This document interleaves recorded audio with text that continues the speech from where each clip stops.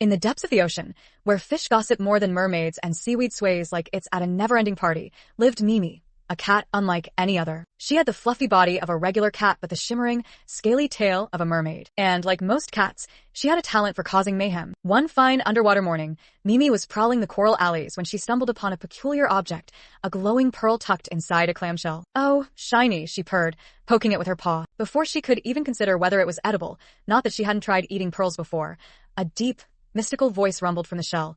"I am the Pearl of Wonders. Speak your wish, and I shall grant it." Mimi's golden eyes gleamed with excitement. A wish. This was her chance. "I wish for the biggest bowl of tuna ever."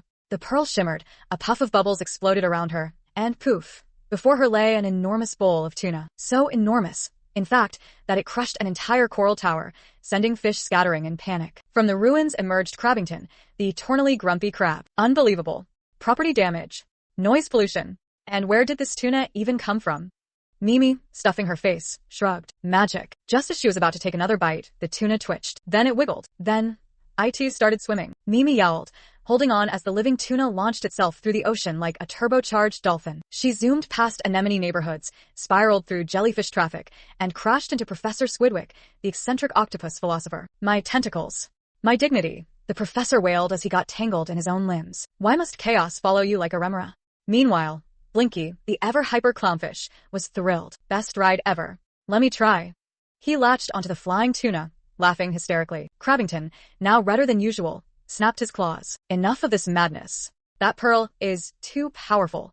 Mimi, still clinging to the tuna, considered his words. Maybe he had a point. Before things got worse, or better, depending on one's taste for chaos, she snatched the pearl and shouted, "I wish everything went back to normal."